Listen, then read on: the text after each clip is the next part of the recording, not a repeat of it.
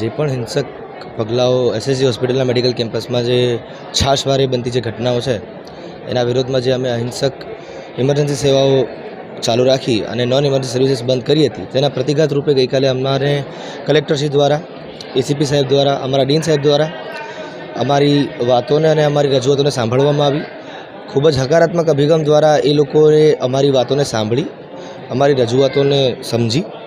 અને સૂચનો કર્યા. સાથે સાથે ગઈકાલ સાંજે જ ગાંધીનગરથી અમારા એડિશનલ ડાયરેક્ટર ઓફ મેડિકલ એજ્યુકેશનના ડાયરેક્ટર શ્રી માનનીય સચદેવ સર ગાંધીનગરથી આવ્યા. સાંજે ફરીથી અમારી માંગણીઓને સાંભળી માનનીય મંત્રીશ્રી સમક્ષ અમારી એકવાર ટેલિફોનિક વાતચીત પણ કરાવી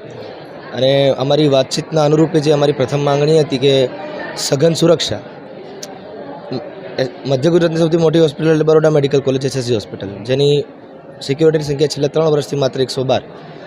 2.5 વર્ષના પ્રયત્નો છતાં પણ કોઈ સિક્યોરિટી પર્સનલ સંખ્યામાં વધારો થયેલો નહોતો. પણ ગઈકાલના પ્રયત્નો બાદ સરકારશ્રી તરફથી રેપિડ રિસ્પોન્સ ટીમના ભાગરૂપે 60 એવા એક્ટિવ બોડીગાર્ડ કે સિક્યોરિટી પર્સનલ કે જે કોઈપણ ઘટના એસએસજી હોસ્પિટલમાં ઘટે તો માત્ર દર્શક ના બને પણ આવી એમના ભાગ લે અને ટોળાને વિખેરવાનો પ્રયત્ન કરે, એ માંગ અમારી સંતોષવામાં આવી છે. અને સાથે સાથે કોલેજના પડતર પ્રશ્નો જેવા કે બંધ હાલતના સીસીટીવી કેમેરાસ,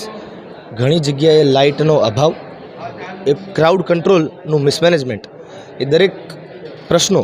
ટૂંક જ સમયમાં પતી જશે એવી ખાતરી માત્ર અમને નહીં, આ પ્રશાસન દ્વારા દરેક રેસિડેન્ટ ડૉક્ટરને કોવિડ કમાન્ડ સેન્ટરમાં બોલાવી તેમની સાથે એક ટોક એન્ડ ડાયલોગના માધ્યમ દ્વારા અમને જો સૂચના મળતા અમે પણ પેશન્ટના હિતે અમારી પણ સુરક્ષા જે માંગણી સંતોષાઈ ગઈ છે એ પ્રમાણે વિચારી અમે અમારી જે આ સેવાઓ પર તરત રાતથી જ પરત ફર્યા છે.